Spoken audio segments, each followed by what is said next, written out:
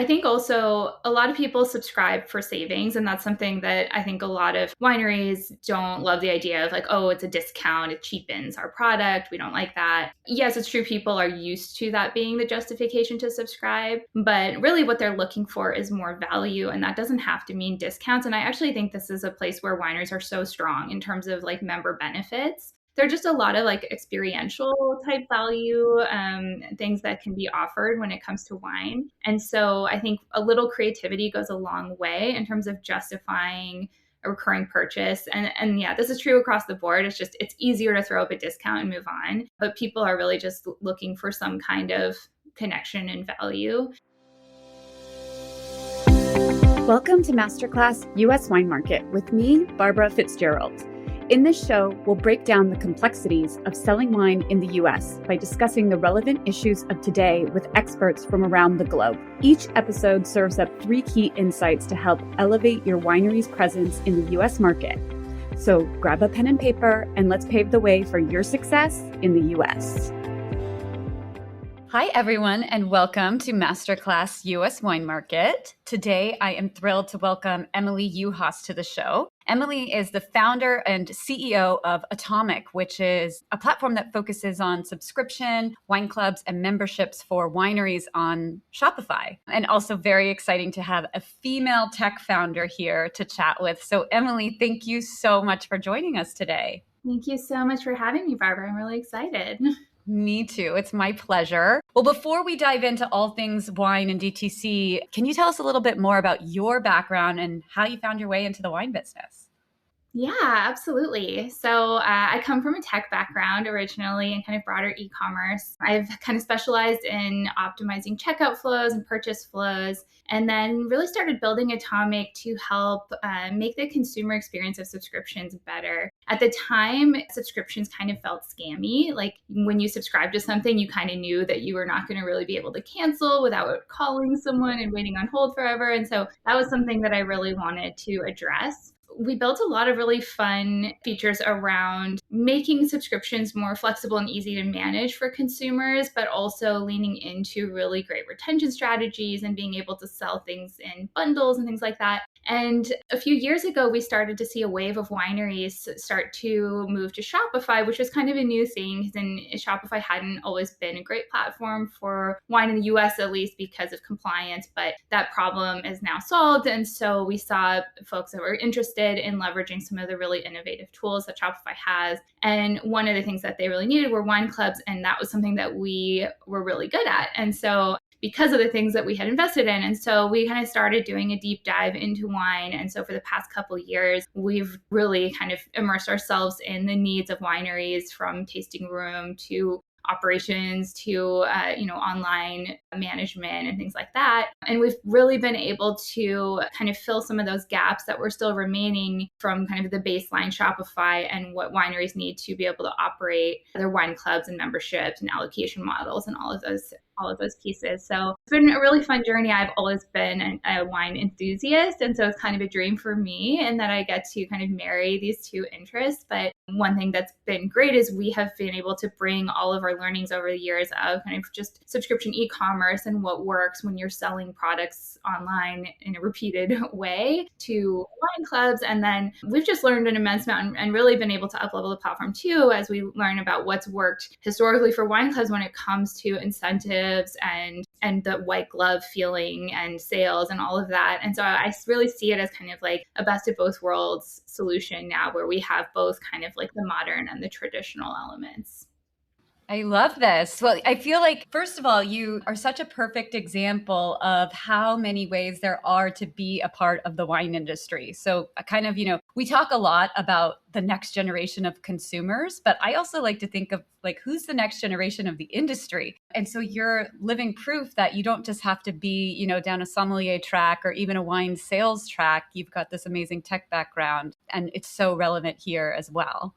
Yeah, it's been fun, although intimidating, because I feel like in the wine industry, people always lead with their tenure in wine. And so I still feel like it may be that way, but we've really been able to dive in, and it's been so great to have people with that level of experience to help, guide us, but then bringing that kind of modern understanding of like what makes things scalable, both from a technology standpoint and like operations and marketing standpoint to really help them kind of amplify their story and message. Definitely. Well, from my perspective, I would say that that is another real true value that you bring, is that you haven't grown up in the wine industry. You have experience from other industries, other avenues. And I think that is so relevant because, sometimes we have a little bit of tunnel vision here in the wine industry. So it's really helpful to hear from people who have also cut their teeth in other trades. Well, I love bringing that expertise. I feel like there's so many exciting opportunities that really haven't been unlocked yet when it comes to wine. Absolutely. Absolutely. So given all of that, our 3 key takeaways for this episode and what we're really excited to talk to you about, Emily, are first, understanding what the US subscription behavior is and how it's reshaping wine demand, even if it's not the winery themselves shipping the bottles. So it could be a third-party program, a loyalty program, but we'll unpack how US consumers are actually using subscriptions for wine. Number 2, what are some of the partnership models where an Italian winery can plug into existing US subscription ecosystems instead of just trying to build it on their own from afar? And then number 3, we'll talk about how DTC really creates brand ambassadors and long-term loyal customers, even if it's the purchase of the wine itself isn't happening winery direct. So let's dive right into it. So you kind of gave a little bit of this in telling us about your background, but we're seeing subscription behavior really shape expectations across categories in the US, not even just with wine. And this is true even when the brand isn't the fulfillment point. So, again, wine's kind of no exception to this. So from the data you see now, of course, with Atomic, but even in the past, how have US consumers' expectations changed around subscriptions? Yeah, absolutely. It's been such an interesting thing to watch evolve. Even over the past, 5 or 6 years, it's changed significantly in the US. But I think, at a high level, especially younger consumers like millennials and Gen Z really expect a lot more self-service control. So really being able to go in, to customize what they're getting, to change their frequencies, to cancel if they need to. And I think one thing that's been a shift for people, and I think a lot of e-commerce brands in general still struggle with this quite a bit, is that we know from data that ultimately higher engagement leads to higher retention. And there's such feeling of like, oh, don't remind them, that they have a subscription or they'll cancel, or like, don't bring them to the portal or they'll cancel. But it turns out, when people can curate what they're getting, they're excited to get it. So, and I think that intuitively makes sense to most people, like personally, right? If I say I could ship you something random or I could ship you what you want, you say like, I'll take the thing I want. And so I think once people start to kind of trust that more, they start to really see the benefits of subscription. I think also because of the expectation of that self-service control that people now kind of have, people are more willing to convert into subscriptions, whereas before people might have seen that as like a trap or a scam or something to avoid. It's not as scary to commit to subscribe to something if you know that like if it's not working out, you can cancel. And I think that that's something that is also tough for wineries and broader e-commerce alike, because it feels like, sometimes it's like, well, I'm converting more, but I'm also churning more. But at the end of the day, if you're converting more and you're still maybe churning more, but not as many as you're converting, it's still a good thing. So it's okay for people to opt out, because ultimately you're left with the people who are really enjoying, your wine or your product. I think also a lot of people subscribe for savings. And that's something that I think a lot of wineries don't love, the idea of like, oh, it's a discount, it cheapens our product. We don't like that. I think that, yes, it's true, people are used to that being the justification to subscribe, but really what they're looking for is more value, and that doesn't have to mean discounts. And I actually think this is a place where wineries are so strong in terms of like member benefits. And a lot of times that is a discount, but it also often has to do with, benefits when they visit the tasting room, or, access to, some folks do like virtual tastings and things like that. There are just a lot of like experiential type value, things that can be offered when it comes to wine. And so I think a little creativity goes a long way in terms of justifying a recurring purchase. And yeah, this is true across the board. It's easier to throw up a discount and move on, but people are really just looking for some kind of connection and value. And so I think, yeah, that is one of the expectations when it comes to subscription for consumers, but it's not as hard or detrimental as people might think to provide that. Yeah. You're making me think a lot about also the way you're in a relationship with somebody who's in a subscription model, even though there might be, this higher churn rate, but you've handed them, an opportunity to engage with you that is so on their terms that the likelihood that they'll come back to you maybe is higher too, right? Because like they're not leaving you feeling like, oh my God, that was so frustrating. They're just in a cycle of life that maybe they have a different need. They need to direct those funds to something else right now. And if you make them feel good and empowered when they leave, like who's to say they're not going to come back when their situation is different because they had such a fantastic relationship with you? Absolutely. I think so much of subscription is like human relationships, right? Like if someone's trying to break up with you and you like claw at them and like make them feel terrible about it, like it can end on a bad note. And then like when people ask them about you, they're going to say bad things. And I think that's the same with subscription. Like, things change. People have babies. Maybe their consumption goes down, but they could come back. And so I think another misconception is a lot of folks are so hyper focused on the small segment of people who try to game the system. The reality is like that's a super minority. Like most people are doing something that makes sense for them at the time. And if you orient your entire program and the restrictions and everything around catching those people who are who are kind of like the bad players, then you create that experience for everyone. And so that's something I always encourage people to really think about the good customers, not the bad customers. The bad customers are going to leave anyway. They're trying to achieve something. And, you can do things like block membership benefits if they skip too much or, things like that are like relatively low hanging to kind of avoid abuse. But, in general, I think it's important to think about the good customers, to think about the people who you want to have the long-term relationship with and who will want to have it back and optimize towards their happiness. Yeah. And their happiness and their need to kind of, navigate the twists and turns of life. Yeah, absolutely. Absolutely. Just because somebody wants, a shipment every 3 months instead of every 2 months, it doesn't mean they're a bad customer. It means that they're adjusting based on their actual consumption. Like, I think that's a super positive behavior. And so if you look at it straight as like, they were paying me this much and now they're paying me this much per year, it feels negative, but that customer might retain 2 years longer than they would have. And that's super positive. So I think it's a long game. It's a marathon kind of play. And if you think about it with a short-term view, then you usually make the wrong decisions for the program. Yeah, that's a really good call out to kind of think of it with that long-term value. Right. So let's think about wine specifically. How would you say that a subscription model, the subscription culture is influencing how consumers buy wine, whether, it's their subscription program or even when they're purchasing it at retail? Are these people thinking in terms of like just replenishing? Are they looking for a very curated selection and discovery? What are you seeing? I think it depends a little bit because there are a few different models of clubs and subscription. Like I think there are some really great kind of like more marketplace type subscription options that are about discovery and curation. So, if you're somebody who's not super opinionated or maybe who wants to like discover, more wineries and has kind of just like an interest in like a broad, kind of broadening your selection and your taste. I think there are some great clubs that do that selection for you so that you can kind of try a lot of things. And then I think a lot of those people ultimately end up finding what they like and then having that more direct relationship with the wineries that they found kind of fit their tastes and they identify with the story or the brand or the location for some reason. So I feel like it's kind of like a funnel.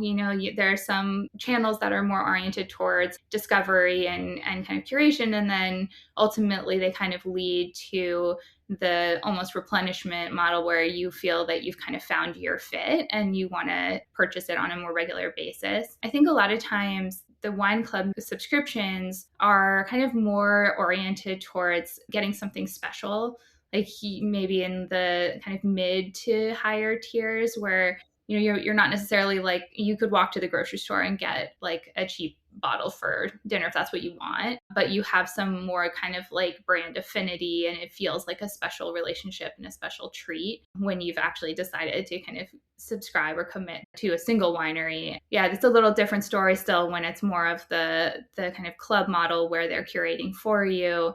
That's more on the like almost like self-education and exploration kind of realm where, you're trying to learn more and try more things. So yeah, I think it really depends on the club, and people find the ones that resonate with them. Like, and I think we'll cover this a bit more later, but a lot of the kind of more marketplace type models where there's like a subscription provider that sells wines, other people's wines, I think they help people kind of find who are looking for a specific thing. So like, for example, we work with a really cool one called Primal Wine that's focused on natural wines. And some people are really opinionated about natural wines, but don't really know how to find the smaller producers and things like that. And so they feel that Primal Wines goes out and does the research for them and tells them all about them. And they can use that as a way to discover, what they like. So I think there are ways to use those channels to find the consumers who will love your product. And then I see almost like the direct to consumer side of it as more of a like, hey, somebody's already found you, whether it was because they visited the property or,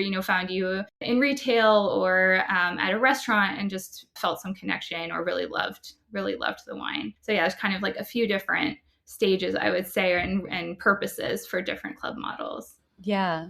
Yeah. And we will get into that more in our second takeaway. But just to your point, like that is exactly the kind of thing that an international winery, an Italian winery can plug really easily into, is to find these brands that are curating, more specific portfolios for their subscription members, because that's what the member is looking for. Exactly. And they do the work to find those consumers who are passionate about that specific, type of, whether it's a type of wine or region or whatever it is, and then really help kind of bring light to and distribute and curate the wines that they will like. Yeah. Well, let's wrap up with this. I have one more question about this takeaway. So from your data, what kind of cadence and what price expectations really feel like the best fit right now for US wine consumers? Like, is it monthly versus quarterly? Is it sub 20 or more premium tiers? Like, where are you seeing resistance and fatigue, and where are you seeing success? Yeah, I see a lot of success in the quarterly range, and it depends a lot on the bottle requirements. Like, I think you can go more frequent if it's like a 2-bottle club. If it's like a 6 or 12 bottle club, then quarterly is a better fit. So I think it's kind of like a few things combined in terms of the size of the club and the options that you have. We have some that are really flexible where you can choose like 2 or 3 or 6 and then 1 or 2 or 3 months. So that gives people like kind of a mix and match ability. But yeah, I think there's a kind of desire often to force people into monthly or bi-monthly when it's called subscription, because that's what you do with supplements. But I think it's really important to not kind of jump the gun on that and put people in more frequent frequencies early on. Mm-hmm.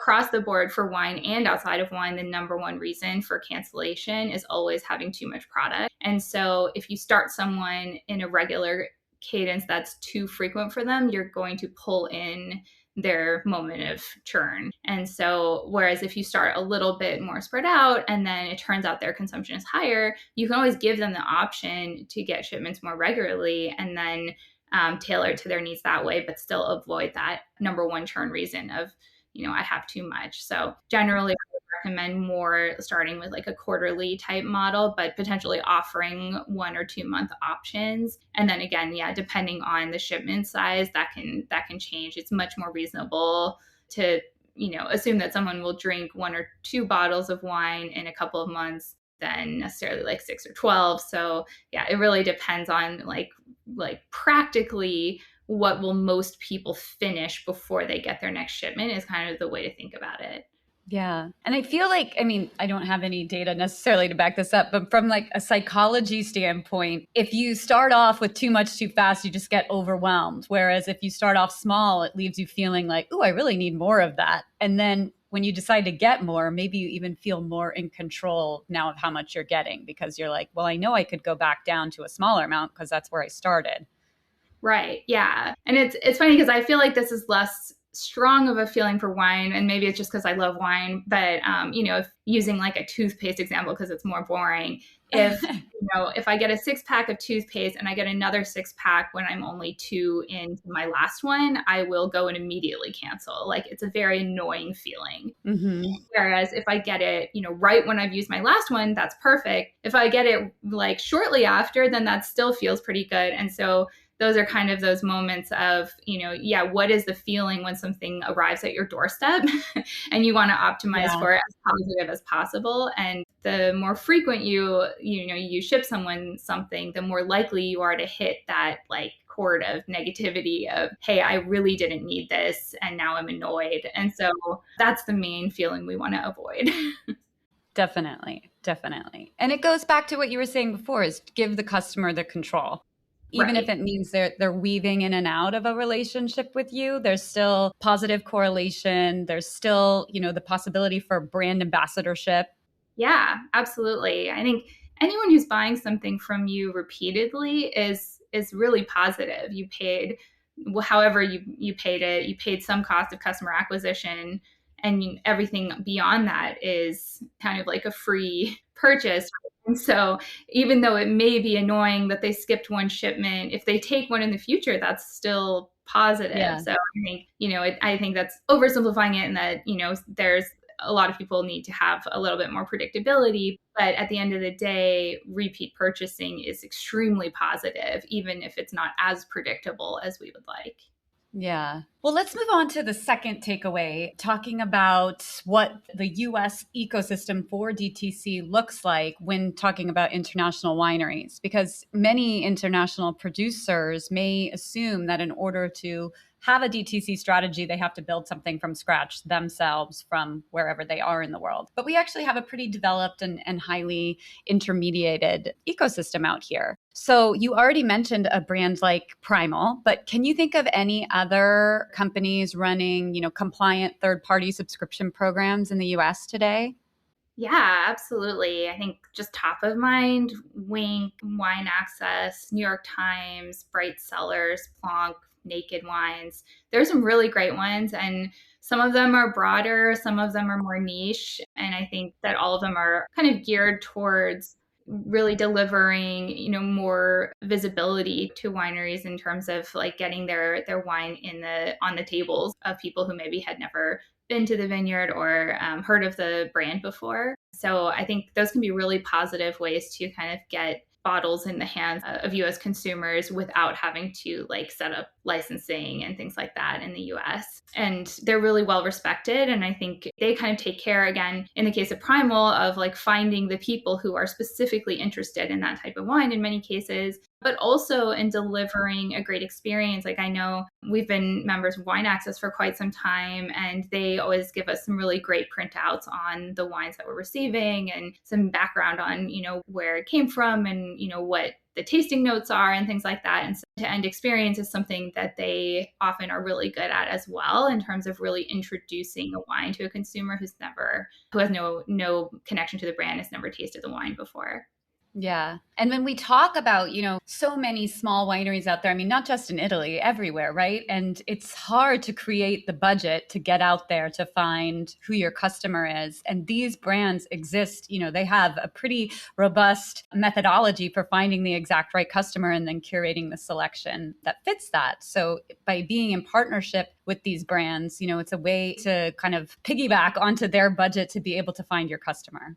Absolutely. Yeah. It's matching two perfectly matched expertise sets, right? They're focused on, targeting and marketing and curation and delivering that kind of wine club experience, almost like asynchronously or digitally, I guess. Yeah. And then that allows, winery to focus on making great wine, which I think is perfect. Exactly. Everyone gets to do what they're really good at. Yes, that's the best. So what would you say like a really strong partnership between a winery and a subscription operator looks like? Like beyond just selling bottles, what kind of value should the winery expect? Yeah, absolutely. And I'll caveat this with saying I've never been in that exact relationship, but things that I would look for sure would be some data and performance metrics back from the operator. Like I would want to know kind of how the wine is selling, what feedback they're getting, what their plans are. I would want to know that they have some strategy around their selection. So it's not kind of just random or on a whim, but more like, hey, if we get this level of feedback or these, these numbers, we will purchase more and on these tiered systems or, however it is. I think having that level of transparency is important. And then the other piece that I can think of is, like I mentioned, the experience that they provide is really important. Like, are they telling your story? Are they selling the wine in a meaningful way where they're exposing, your brand and the story you have to share? Because those are the things that are really going to build a connection between the consumer and the wine that they're drinking. Like if they were just to ship a bottle with no label and the wine and the customer had no idea what was going on, like they would never come back or really care that they had tried it. So it's, there's obviously different scales of that, but the ideal would be that they at least give the opportunity for the consumer to learn more about the wine that they're drinking and develop that kind of connection or interest to it if it's something that really resonates with them. Yeah. I think a key point to keep in mind that I'm thinking about as you speak is that these kind of third-party subscription models are not just dumping sites for the wine that you couldn't sell. It's actually a real place to find your people. And of course, like the company will own the data of the customer, but you're still doing the brand building. You're still building the affinity. You're still turning these people into fans of your brand in the US.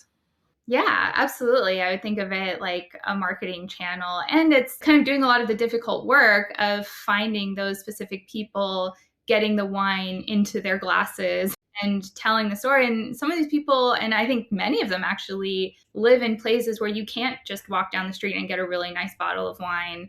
It's something that is not as available to them. And so I think the reach that you get with these clubs to find those people who really are your people is really impressive.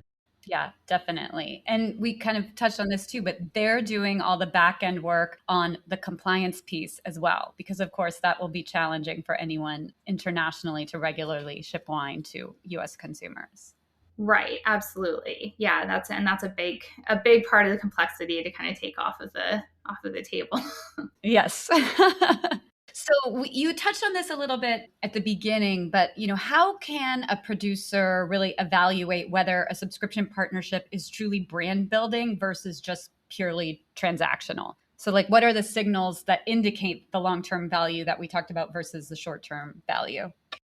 Yeah, I would definitely ask a lot of questions and ask to see examples. So, like, ask to see examples of the printouts that go in the boxes, ask to see examples of like dashboards that you have access to or reports that you get. Make sure that, again, that there's really like clear like business decision making that's going on and that you're going to get back the data that you need to show how effective it's been. I think if they can't provide you with interesting, metrics at the end, that's concerning. And if they have been doing that, it should be relatively easy to show examples. I think those would be really good places to start, is to really understand, and evaluate both the kind of like the metrics and performance that you'll be able to see, and then also make sure that the experience that the consumers are going to have alongside your wine is a high quality one, because it is a proxy kind of extension of your brand, and so you want to make sure that it's in line with what you would kind of agree with in terms of if you have premium wine, for example, is it a premium experience? Like, is it gonna kind of misconstrue your brand and your message if it shows up and there's really no information or the box is broken or whatever it is. Yeah. I think really being able to have the visuals around that is important to kind of know and feel ownership over the end result, even if it's not something that you're delivering or controlling, and maybe especially if that's the case. Yeah, those are such actionable, practical pieces of advice. Thank you for that. Yeah, absolutely. Okay, let's move on to our third takeaway, which is, the fact that there is, I think, still amongst international brands, a misconception that direct-to-consumer and the three-tier system are at odds, when in practice, they can actually really reinforce one another. So like very broad question, but how can a DTC program really support wholesale efforts and not compete with it? Yeah, absolutely. I mean, I think they're so complementary in so many ways. And I know a lot of Italian wineries probably wouldn't do actual direct to consumer sales, but there's still a big element of just kind of the direct to consumer relationship that I think are really kind of important and valuable. So, wholesale and retail I think is still one of the main avenues for discovery when it comes to wine. Like somebody walks into the grocery store, they want to take home a bottle of wine. They pick one, take it home, try it. Or maybe they go to a restaurant and decide to try a bottle. They maybe try something they've never tried before. But being able to have that direct connection with them and continue to share, the story. And I think this is why a lot of wine clubs, and I guess the vast majority of wine clubs are sold from the tasting room, at least in the US, is because you're able to tell the story there. You're able to explain, the decisions that the winemaker made and talk about, the year and how dry it was, or, whatever it was, and what the impact is, and the artistry and the founding story and the grounds, and all of those things are things that you can talk about in the tasting room and make the customer feel so connected to what they're drinking. And that's something that you just don't get when someone picks a bottle somewhere. So if someone is interested in having that type of relationship with you, I think reinforcing it through emails, like updating them on current releases and talking about the decisions that are being made by the winemakers and things like that. That means the next time they go to the store, like even if they never have a direct to consumer like sales experience with you, when they go to make the decision, they're going to feel the connection. Like I think something interesting about wine is people are so quick to be like, oh, I don't really know anything about wine, because I think it's kind of intimidating, right? There's a lot to know. But I think when you do know, that's also something people are really proud of, right? Like, oh, I know this wine, they're so good. And then being able to share something with the people you're drinking it with is almost like a status type level. And so arming people with that information to feel that connection and be able to share the story with other people is really powerful. Yeah. I think the opportunity really specifically for Italian wineries is so ripe at the moment because Americans are traveling to Italy in droves. Like it's one of the top travel destinations for Americans of anywhere in the world. And often there is a wine experience involved in some way, and even better when they go directly to the winery. But, even if your focus isn't selling them, okay, maybe they buy a bottle of wine when they're there and they take it with them. But you now have their email address and you can maintain a relationship with them to say like, hey, we just, got our wine into this restaurant in your neighborhood, or we have this release coming that's going to hit the US market or the state market if, in a month, et cetera. And so you're really reinforcing, using DTC touch points to reinforce your brand and why it matters to them without any violation of your 3-tier agreements. Yeah, absolutely. And that's incredibly powerful because to that point, everyone's going to Italy, but it's also a really special thing to do from the US. A lot of people go for their honeymoon or, for a special occasion. It's like a trip of a lifetime. And so they already are predisposed to want to have this. I mean, if they actually came to your winery, they want to have a relationship. It's like it's tied to a really special moment and memory. And so, taking that and turning it into a long-lasting relationship is something that will absolutely drive more sales in the future even if it is via wholesale or, retail or whatever way that they find your wine in the US. And if the wine we drank on our honeymoon shows up in my Safeway, like I would love to know that. Like yeah, that's an extremely special thing that I would like actively go and seek out. So I think that's something where, to your point, it can not only not harm but encourage more sales through those channels. Yeah. And I have to say, your distributor would love it if you helped get customers to buy your product, from your own personal storytelling, from people that were there at your winery. Yeah, it makes their sales stronger too. Absolutely. And gives you a stronger position with them, I imagine, as well. Yeah, exactly. Well, from your experience, and maybe it's not just in wine, maybe some of your experience from outside of wine too, but how does this like brand recognition that can happen through the subscription, the e-commerce subscription affect velocity at retail? Like, do you have any experience of a customer recognizing a product from a past visit or from a club and kind of turning that into something that they take into their own hands in the retail space?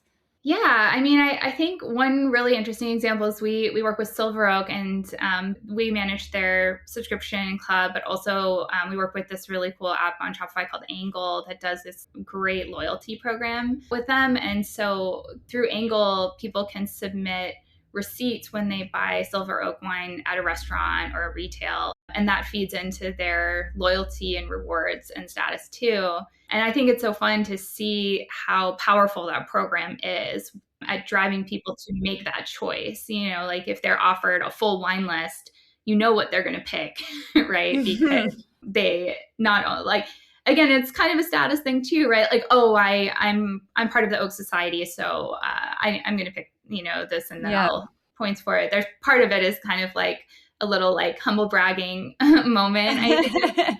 But it's highly effective in terms of like, yeah, if you could pick anything on the list, but you have a special relationship with one where you might get some kind of benefit, or at least just feel like more connected. I think that is a huge driver of decision making. Yeah. Yeah, and it all feeds back to your DTC strategy is about creating strong brand ambassadors so that no matter where your customer shows up in the world, even if it's not in front of you, they're thinking of you. Right, absolutely. And wine is so special in that it is like a deeply kind of social product. So Yeah, yeah, odds are if I'm choosing my Silver Oak wine at dinner, I'm with like six other people, and maybe they haven't tried it before, you right. know, and maybe they're impressed and they think it's great. And then from there, I have five new people who are brand ambassadors who make that decision next time they go to a restaurant with their friends. So it can really be an exponential growth strategy that's free, basically. Um, so yeah, leaning into, yeah, at the end of the day, it's all relationships at scale, right? And that's the way I think Yes. about it. It's like it's all like deepening those relationships in a way that scales and ultimately, to your point, drives brand ambassadors who are constantly purchasing and selling your wine. Yeah. My final question on this, if you can make a plug, what is the long-term risk for a winery that only relies on distribution and skips this direct customer engagement altogether? Like make your 1-minute elevator pitch for get involved in direct to consumer marketing. Yeah, I mean, I think at the end of the day, there's endless choices. Like every time I go to the grocery store, there's something I haven't seen before in the wine aisle. And there's always people who are going to be, trying aggressive and trying new things and building relationships. And if you are the one that's not trying, you're going to end up off the shelf at the end of the day, right? That's the kind of the harsh reality, but it's like human relationships too. If you have a bunch of friends who try and one who doesn't, you're not going to see them. And that's how it works as well with products. I think, especially with wine, where there are so many choices and so much of people's decision making ends up being that kind of like almost like identity level connection with the wines that they love. And so really investing there and driving strength into that relationship is super important, because other brands will do that. And especially as there are more and more that are appealing to millennials and Gen Z, I think that will become more and more a part of the strategy, because I think it will end up being a lot of the experiential like storytelling and the artistry that will appeal to younger folks ultimately, in terms of making certain wines stand out. Yeah. Yeah, because those younger consumers, they have an expectation on how to be met digitally, right? To be Right. met in an empathetic way, in a way that honors who they are and what they're after. And so I guess, even when thinking again about long-term risk, it's like maybe you're skating by right now when you have a more broad consumer demographic, not all so heavily involved in digital, or at least, digitally, not so heavily digitally native. But as we shift, those consumers are going to have an expectation. And so if you're not ready for it, you're going to miss out on a big piece of the pie. Yeah, absolutely. And I think, younger and more modern consumers are used to being told again and again the value of the products that they're buying. And it's really important that it matches with their personal goals and identity. And I think that's something that a lot of marketers kind of lean into, like how to not only, like we were talking about, find your people, but reinforce with them always that like they're making the right decision for their value set. Yeah. That will be the same for wine. Like if you're a natural wine person, like reinforcing why natural wine is the right choice, and like that you're, that the, like, what are the practices, and, why you're making these decisions, and kind of not only providing the thing that they want, but reinforcing the value system around it. Yeah. And I think, there's a unique message to be had for every niche and every group. But it's really important to do that, because like you said, people are just used to that all the time now. It's what you're getting hit with from all angles. Yeah. Oh, Emily, this has been so amazing. So much like very juicy, practical things for wineries to get involved in. Hopefully they understand like you don't have to build it from scratch from where you are. There's ways to kind of plug into what's already existing. I just want to offer a quick call out too. Is this your experience that typically the financial model of these is you're making better margins of a subscription is you're making better margins than wholesale, but not necessarily as good of margins as selling direct from your winery. Is that what you see? Yeah, that is generally what I see as well. Okay. I like to throw that in there so people can think about the money too. Yeah, always important. Okay, so we like to wrap up here on Masterclass US Wine Market with a rapid fire quiz to help our listeners just kind of solidify the points of this episode, but also just to understand the US market better. So if you can answer in just a couple sentences, if you can. Number one, what is your top tip for mastering the US wine market? I'd say in general, meet people where they are in terms of offering flexibility, being able to really deliver clear brand story and messaging, and, really having that connection with them. I love it. Fully agree. Number two, what is something you would have told your younger professional self about working in the US wine industry? Oh, gosh, that's a good one. I guess I would say there's a lot to learn, but also a lot to be taught. And so I think, that's something that's always an interesting balance, because I think it's not just one or the other. I think wineries know a lot about the retention that a lot of wine clubs have is just astronomical compared to the rest of subscription e-commerce. Wineries know how to make people feel special and to keep them engaged. And that's something I really appreciate. But, I feel like, and I won't claim to be the one that said this, but a lot of people say that wineries are like 10 years behind in technology. Who knows if it's actually 10? It's very true. There's just so many modern practices that, like, sometimes I'll show our churn mitigation flows, and people are kind of like blown away. And that's really just an industry standard in subscription e-commerce. So I think it's like, I just love that two-sided part of it, where there's a lot to learn and there's a lot to be taught. I love that too. That's such a beautiful way to put it. Okay, number three, people in the wine industry are on the road a lot. So do you have a favorite travel hack, like something that could be really practical? It doesn't even have to be related to wine. Oh gosh. Well, in the US, I love Hotel Tonight. I don't feel like but I've been able to like find some really amazing, especially in the I've been going to the Napa region quite a bit, but just places that are super charming and that I might not have found, and that you get like a good price on just because they're trying to fill a room. So I don't know if folks are like me, but I often have to plan travel like pretty short notice, and it's kind of like a perfect way to not only discover new things but get a good deal while you're doing it. Yeah, I love that. So the app Hotel Tonight. Yes. Well, Emily, thank you so much for joining us today. Oh, really quick, how can our listeners connect with you? Yeah, absolutely. We have an information form you can fill out in atomic.com/wine. I'm also on LinkedIn, Emily Yuhas, and of course, direct emails are totally fine as well. I'm really excited to connect with folks. Amazing. Well, Emily, again, thank you so much. I really hope I get to bump into you in person in the future. Yes, we do. Thank you so much, Barbara. This was so fun, and I'm excited to be here and to keep in touch. Yeah. All right. Take care. You too. Bye. And that's a wrap for this episode of Masterclass US Wine Market. Thank you so much for joining us. If you enjoyed this episode and want to stay up to date with the latest industry trends, remember to like, follow, and share our podcast. And if you find value in our conversations, please leave us a review to help others discover the show and grow our community. Stay tuned for new episodes every Monday. Until then, brindiamo il vostro successo!